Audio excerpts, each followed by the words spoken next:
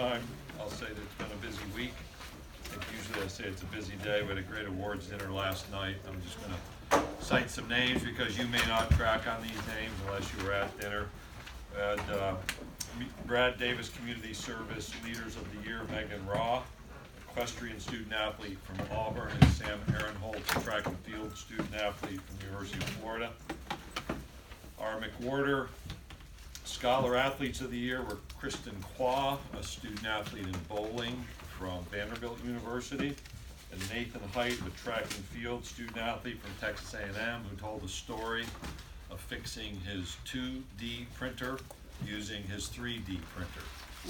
I'm not sure what he said after that, but those are the kind of people, quality people we have in our league. We also honor Dr. Gabriela Gonzalez, a professor of physics and astronomy from LSU. We have a Professor of the Year award, and she was deemed by our provost out of all 14 nominees from our campuses to be our Professor of the Year. We also honored David Williams. This was the first time everyone had been together since David's passing in February. Obviously, a lot of pleasant memories, but sad to have lost him so suddenly, and an opportunity for a reminder about who we are, how he meets the needs of our student athletes. Also shared today with our presidents and chancellors, we looked at some APR data, and I hinted to Pat I was going to provide this. Herb doesn't know this, but in the most recent compilation of APR statistics from the NCAA, we have just basically 26% of all of our teams in the NCAA's top 10% award-winning programs, and that's not including programs that have 997 percentages in meeting the APR standard, who aren't in that top 10% but performing well. That compares to back in 2005 when the first APR was released, 54 of our 260 teams, treating it as a 14-team league, fell below a 930 score. And right now our lowest score across our entire conference is a 947 APR. So as we support student athletes and prepare them academically, we actually have done well. In fact, we have no one in the threat zone, which is progress for us. Let's see how long I can draw this out.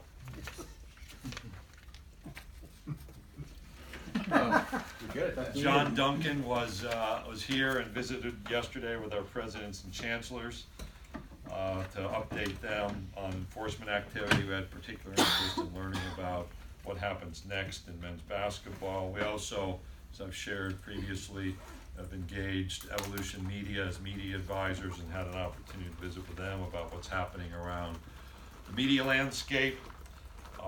We just nominated a new slate of presidents into our executive committee. I want to thank Dr. Harris Pastides, who retires this summer, who's served in any number of capacities. He chaired the Division I Board of Directors at a time of transition and chaired our presidents and chancellors this last year. He'll be succeeded by Dr. Eli Capilouto from the University of Kentucky. President Jerry Moorhead from the University of Georgia will be the vice chair, and Dr. Kent Fox, the president at the University of Florida, will be the third president on our executive committee. We did today vote on the conference's alcohol policy. We had a healthy and have had a healthy conversation and ongoing dialogue, and I think we've been transparent over the years. I've told you when it is an agenda item, and typically it's not been an agenda item. And so there is an update to our policy that removes what is a game management policy that was a strict prohibition on alcohol availability in the seating bowl of our stadiums. We have established a great game day atmosphere. Witness that we've led the NCAA in football attendance for over 20 plus years. There's no other conference that has sustained that has established a sustained prominence at the top of the attendance evaluations every year, and that comes with an intense yet a family-friendly environment. We have generations of people in our stadiums, and I assume at some point the question will be asked, well, what took so long? There's great sensitivity to the fact we have intense competition, but we have been a place that's welcomed rivals into our stadiums. We've also welcomed families and, as I said, generations of people. That discussion has produced an update where our institutions will have autonomy and how alcohol is made available under certain conference-wide expectations. That autonomy will apply to their decision-making on locations in the stadium. We're committed to, as a conference, to ensuring that the changes in this policy are implemented in ways that respect and sustain our attendance success. Again, welcome people as we have traditionally into visiting stadiums. There is no expectation that anyone make alcohol available beyond clubs or suites. So let's first be clear on that specific point. This is now an opportunity for our institutions to make responsible and appropriate decisions around their facilities regarding where alcohol will be available. I think it's also important to note that we'll be the only one of the, at least the 5 conferences, and I think it likely extends throughout Division I, will have league-wide conference standards in place. Those league-wide standards were part of the President's and Chancellor's action today. This policy moves into a commissioner's regulation that will continue to be under the purview of our our presidents and chancellors. The policy goes into effect August 1st of this year. August 1st, 2009 is our traditional onset of legislative changes, and that's otherwise specified. Herb, did we distribute a little bit more information? So you will have coming to you a press release.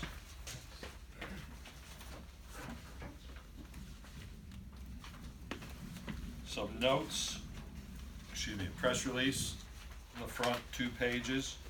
The 3rd page is the updated game, it says game management policy will become the Commissioner's regulation governing the alcohol availability at SEC venues.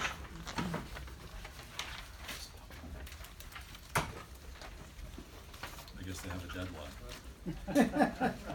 It's like the old. Gotta get it on the wire. It's like the old days, yeah, you gotta call. You're right. And I believe you have notes on alcohol change policies at the end to explain the context. We didn't have the notes in there, that's just for you. Oh, We have okay, one those more, are my please, notes. sir. Well, my notes are what I just said, so there you go. Thank you.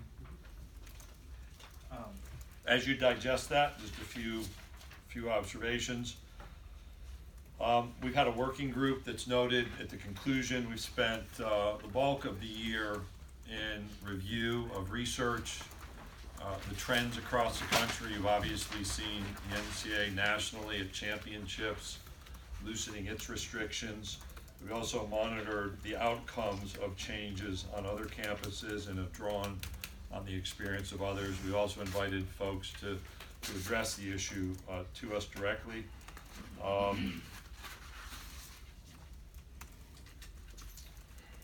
Make sure that I covered my points here. I think I have. Did I hear? I think you did. Okay. We also have fascinating legislation. Fascinating legislation adopted. Things like campus tours during institutional camps and clinics, advertising during institutional camps and clinics, and in-person scouting exceptions. So Scott, I'm assuming you're asking about the cross-country track and field and soccer mid-year aid replacement, so fire away. You know I'm gonna ask you about future gymnastics championship sites, you know I'm gonna ask you that. But that can I'm just glancing at this, maybe it's in here. Any restrictions for student sections? We expect our institutions to review those issues. So when I spoke of autonomy, that was an issue discussed and has been discussed in our conversations, and institutions will be able to establish their own policies regarding locations and availability in student sections. Obviously, you're subject to legal issues around consumption, so they're all attentive to that reality. Greg, did many schools indicate if they were prepared to implement this right away, or did some suggest it might be down the road? A mix, and some I expect won't at all, and that's not unlike what we see across the country in conferences where some institutions have decided it's appropriate to make available alcohol, and others have not. Is there an alcohol like presentation to the presidents before the vote and things like that? What were the discussions like there? I always protect our conversations. In Ross, we had a working group that was assigned the task of engaging and digging deep, and they've shared information over the last few meetings, and it's an important and thorough conversation. Can you explain who was on that working group? It's right at the bottom of your press release. The alcohol sponsorships and ads, things like that, maybe in stadiums, some might say it kind of opens the door for things like that. What is the conference's stance on that? We have a policy that prevents advertising within stadiums and arenas. That has not changed. That is a long-standing policy that exists. We also have a policy governing conference championships that remains unchanged. I expect the latter to be the subject of conversation as we move forward. I didn't sense right now any overwhelming support for change around the advertising piece at present. Was this an actual vote, or was it more of an agreement? Does that matter? I was just wondering if there was a vote. I just tally. like asking questions. It was a simple majority, wasn't it? We do vote on matters in this league as a matter of Was it unanimous? practice. There are different opinions within a room. Was there, during the study, was there any indication how much revenue it might raise per home football game? We saw revenue estimates or numbers from others. I said a year ago in response to someone's question in the room, if this was simply about revenue, it would have occurred a long time ago. So institutions will have to go through their own modeling.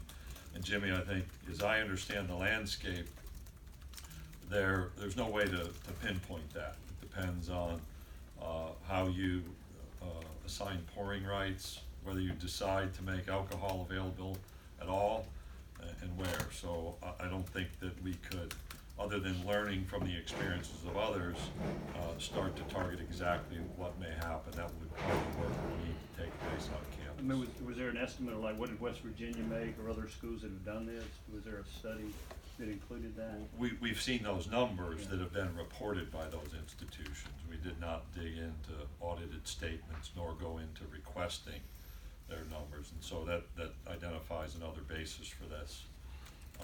That may be a part of the conversation, but again, institutions are gonna have to go into that work on their own, depending on whether they choose to deploy alcohol, how widely, and again, the assignment of those rights. Greg, this has been Generally- around for 8 years. West Virginia, I think, started it in 11. Given the template that's been laid down throughout the country, has it been a success? I don't know. As we looked at research, one of the great questions is what happens post-game, and we have to all be attentive to that. There are anecdotal statements about in-stadium behavior that seem supportive, yet some of those stadiums had policies different than ours. They may have had halftime pass-outs. What raised perhaps the numbers is binge drinking, Mhm. right before, which we've learned results in certain actions that are not positive, to say the least, 10 to 15 minutes in after entry. We don't have the pass-out policy at halftime, and so I think some of those numbers for others were affected by their policies. But we've been attentive to the patterns in the reports, trying to learn the accuracy, but also understanding that there is almost a public health issue, there are safety issues, there's a need for responsible deployment. That is an expectation for our university, one which I think each takes seriously, and we also have the expectation that we'll be monitoring this, and we'll be back in conversation. After football season next year, we'll be back in conversation with our membership after basketball season and after baseball season. Do you necessarily agree that this, across the board, that the experts say has limited that sort of thing, binge drinking? I think the reports are that it reduces that type of negative behavior, we'll Right. call. There's probably some who debate that, again, not a lot of what happens after the game research was a bit of our learning experience. We saw reports on reduced incident rates Right. before game and in game in particular, because institutions could go, year over year. Here's where we were before making alcohol available. One of the thoughts is in a managed situation, there's more attention rather than out in the parking lot. The hidden aspect of bringing alcohol in surreptitiously, may that end or dwindle? That remains to be seen. So that's part of that ongoing attentiveness on the part of our institutions and us as a conference. Why do you think it took this long? You mentioned you're the only conference that didn't have a policy, or had a policy. People wanted to be careful, and our conversation probably goes back to 2010.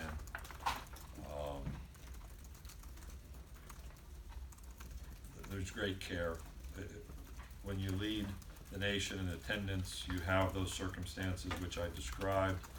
You cherish that position, and you cherish those traditions, and you proceed cautiously, and you act thoroughly, and then you're attentive continuously, and that's a description of what has occurred and what will occur. Greg, Plus I made it all adverbs. why have the expectations at all for schools? Why not let them have their own regulations, expectations? They have autonomy to make decisions. Our conference membership has agreed, if we're going to move forward permitting that autonomy, there are certain common approaches that are appropriate to apply. Why? Because we are a conference who's walking away from decades of prohibiting this activity, and we want to proceed carefully and do so collectively. Was there any or much discussion about a wide open, but not having any restriction on what institutions? Certainly in the working group there was that conversation. Even among our membership, athletics directors, some among presidents and chancellors, I think collectively we saw the wisdom, if we're gonna take this step, which is significant for us, that we should do so with a responsible plan at the conference level and clear expectations that institutions also have a responsibility for how alcohol is deployed. Excuse me, in their stadium. I haven't read this deep enough. Does this open the door for schools to have like an official pouring partner and then to advertise that?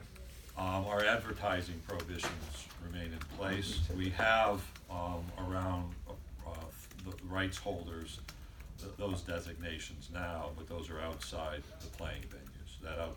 Oh, So so they stadium, the okay. advertising prohibition is on signage. So if you listen to a radio network or drive down a boulevard in some of our towns, you'll see that recognition now. Could you have an official beer of Yeah. the SEC? I'm sure there would be many that would like that title. We're not there. Could you sell a separate designation just for the in-stadium rights? Advertising. No, we expect there not to be, the conference expects there not be in-stadium signage beyond the place of the availability. I believe our institutions understand that expectation in a clear manner. Could there be a Budweiser lounge? There In already is a outdoors. Maker's Mark lounge in this league, Okay. but that's not an outward facing, I'm sorry, Woodford Reserve. You gotta be careful. Can you please correct that? If anybody was mid-tweet, Tweeted. I think that's If anybody had that's any the taste Kentucky of that. lounge, right? Woodford Reserve, is it I not? tagged the Maker's Mark too and everything. Don't do that. I was doing so well. My alcohol consumption is limited. I am one who's never consumed alcohol at a game. So could there perhaps be lounges behind the scenes? So Paula, just to clarify, you said you've never had alcohol at a game ever? That's correct. Okay. 22-year-old Greg Sankey, no alcohol at a No, game. Because they didn't sell and it. my family understands why this is a serious issue. We all wanna joke and laugh and write stories about alcohol, but part of this care is we have to be attentive to realities in society around us, and some of us have experienced that in our lifetimes, which makes it a lot less flippant and a lot more serious. Can you maybe explain the thought process of limiting the in public seating areas just to beer and wine and not open it up to liquor and other things? I think that's straightforward. I mean, if it's alcohol sales, why not just allow it? Is that a big distinction there? We had a conversation once where we reminded people, and I think it's appropriate now, that none of it was allowed last season. Now there's an opportunity. And we'll see how that opportunity is enacted on our campuses and how our fans act and react. And there's a period at the end of that sentence.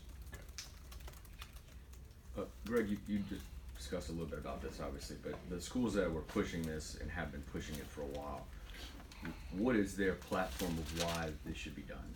You know, why this should be opened up to the stadium? In many ways, I think they should speak for themselves. I'll do my best to summarize. One, we've seen the national trend that it's more available and more accepted, and Dennis's questions can be managed more effectively than some of what is happening now outside of oversight, control, and management. That's a learning experience, so that's one. Two, the discussion of fan interest, some level of alcohol availability. That remains fully to be seen if that actually promotes attendance. I think that's why care is entirely appropriate, because we need to monitor to see, having been at certain professional stadiums, you know, it can become negative when not consumed properly. So that's an attentive piece. The third is we were the only conference with this restriction. It existed in a game management policy that was really subject to change at the athletics director's level at any moment. And we felt the responsibility to have a more thorough conversation, a more thoughtful process before any change would be implemented. And I think that was common, even from those who may be advocates and even from those who are not. And I think those three pieces, those three elements combined, along with a significant amount of leadership change around this conference at the athletics director and presidential level, that likely resulted in more openness to the revision.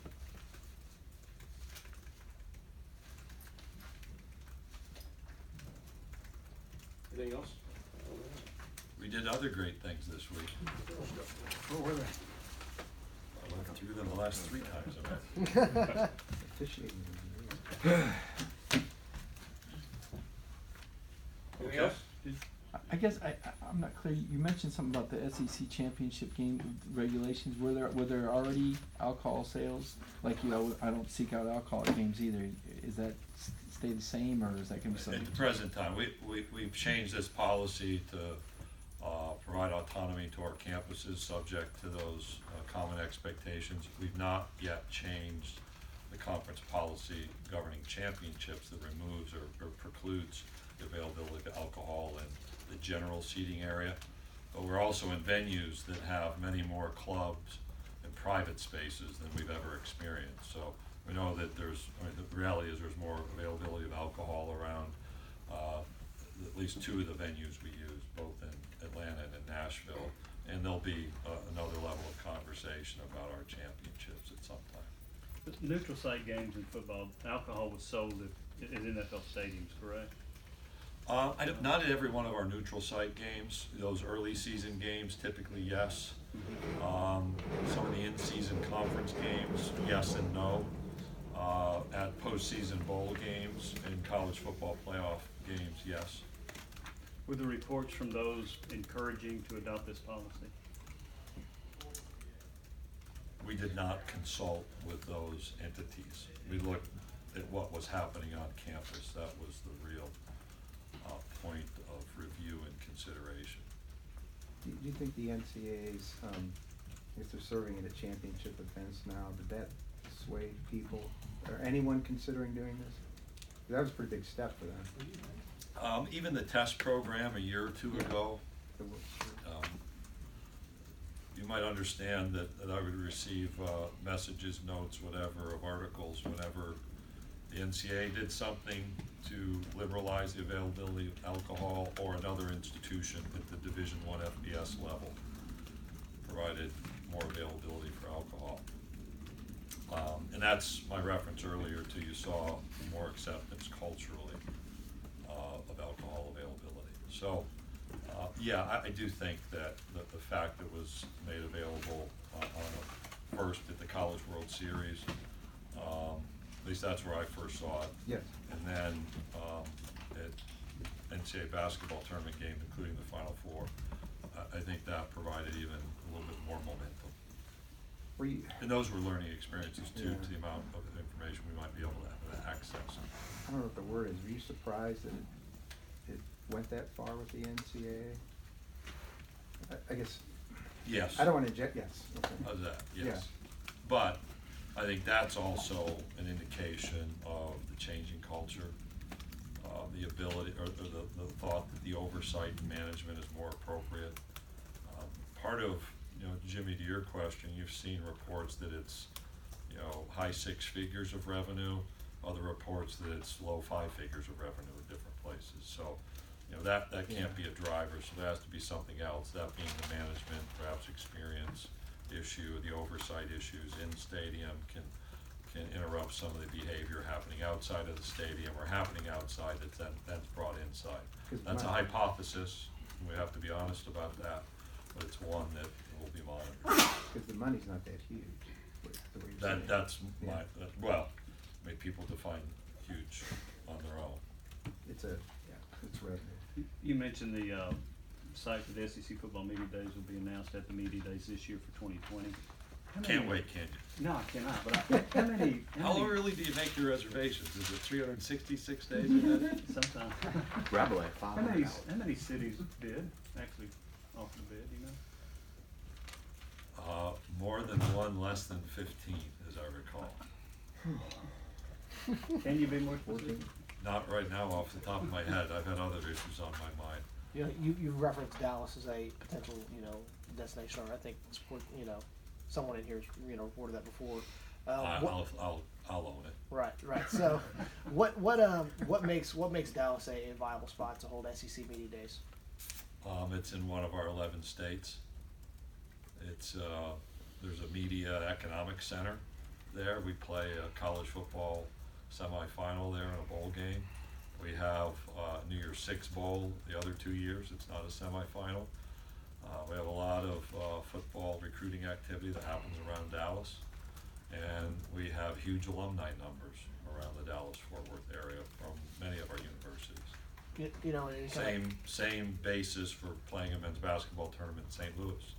Missouri is part of our footprint, and we have a Stanley Cup competitor from the state of Missouri, from the SEC footprint, where we played our tournament. So these are things that are part of the maturation of a great league like this that now has 14 members in 11 states. Yeah, and kind of to follow up on that, you guys have been Texas has been a member state for y'all for the last 7 years. I mean, how would you describe the way that the footprint has increased? I mean, how do you gauge that, and where do you think that sits right now, 7 years after A&M's joined? I lived in the Dallas-Fort Worth area for 11 years. I was commissioner of the Southland Conference. I had a green 1996 Honda Accord that ended up about 180,000 miles driven all across the state of Texas. And so I have an understanding for the attention there is on football, particularly college football, but also high school football. The economics of the state are magnificent. Texas A&M is a university. I was there 2 weeks ago for our softball tournament to see the development that's happened around that campus, knowing the growth, but also knowing, I was at the University of Mississippi last week, the number of students drawn from Texas to Ole Miss, drawn from Texas to Mississippi State, Alabama, Auburn, LSU. Texas is a place that's not only a recruiting location or recruiting, I was gonna say the word hotbed, which is probably fair, but I mean, that's a recruiting territory for the SEC, as for everyone else.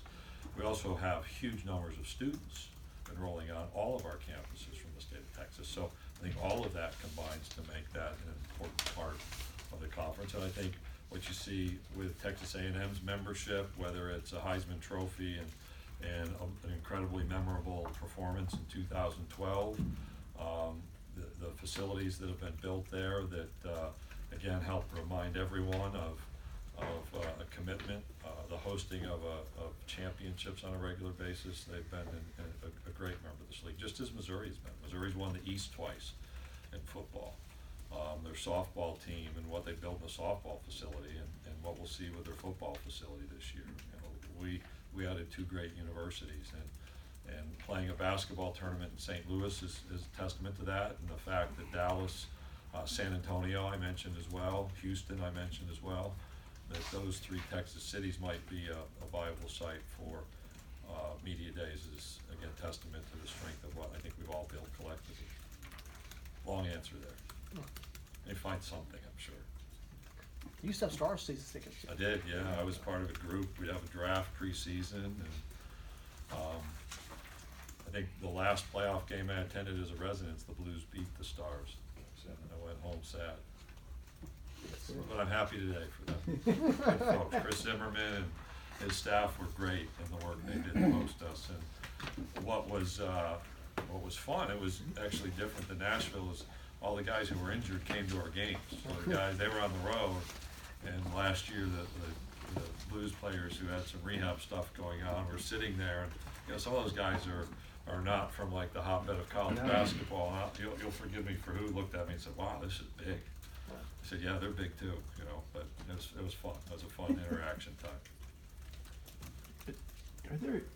Do you have any parting concerns? I know you've got this set of expectations and this management in place, but obviously this is something you take very seriously on this alcohol issue. This is going to have big ripples. I would say most people would say that.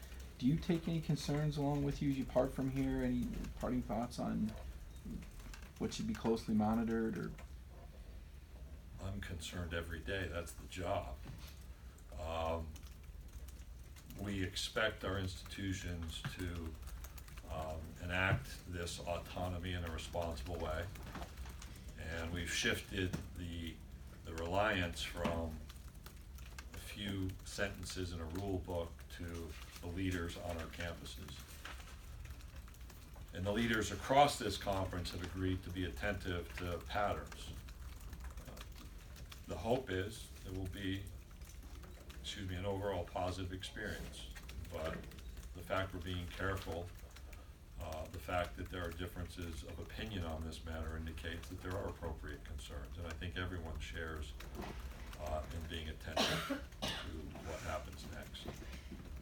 Excuse my ignorance on this, but were all institutions allowed to sell alcohol when they hosted concerts, rodeos, monster jams? Were they given that autonomy to sell alcohol at those events? Don't go to a lot of monster jams on our campuses, so I've not evaluated. Our policy was about athletics events, so I will acknowledge having been at a U2 concert at Vanderbilt Stadium, 2010 maybe, 10, 11, something like that. It's July 2nd. At the end, there was a blind guitarist, by the way, brought up by Bono to play Diamonds on a Ring of Gold, All I Want Is You. So you can add that, and there was beer sold at that concert. It's a long way around, but I just didn't it's know. always about the story, not the facts. I just wondered if this opened the door if schools were not. It's Missouri School of Journalism 101 right there, right, Pat? That's it. If schools were not selling alcohol on campus for concerts, if this opens the door for that. I think this is immaterial. We had the limit, and as I said, I think there were schools selling for concerts. In fact, I think Scott Strickland for Garth Brooks tweeted about the availability in Gainesville at their football stadium for that concert. So those two actions seem to have been independent.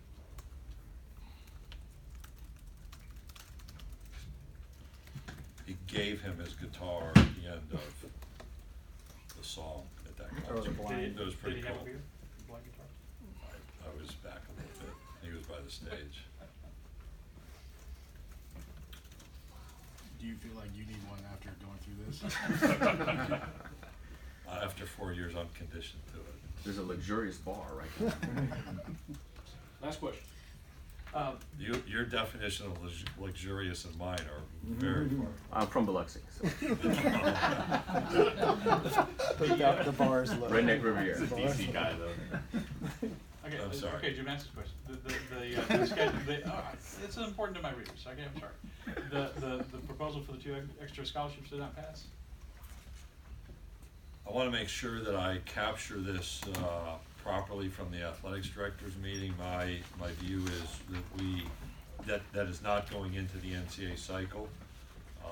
I have shared with some of my colleagues need for discussion about the scholarship model. Our senior woman administrators agreed to implement a study group, if you will, a working group to look at scholarship allocations and the nature of scholarship, equivalency scholarships as compared to head all counts. sports, in all Yeah, sports. across the board. So that proposal and some others over time were healthy encouragers to help us take another look. We have before, and really think there needs to be more time spent at the national level in Division I on this very issue. Is that fair? And did y'all decide any championship venues upcoming or anything like that? No.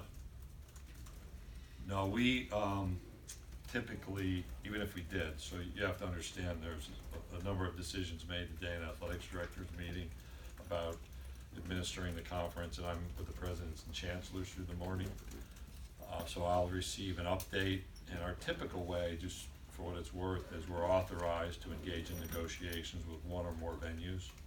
And then when we arrive at the conclusion of those negotiations, we will make an announcement. So it's usually, sometimes it's done here, like I think I've announced some things here, but usually at a different time as we walk through that negotiation process.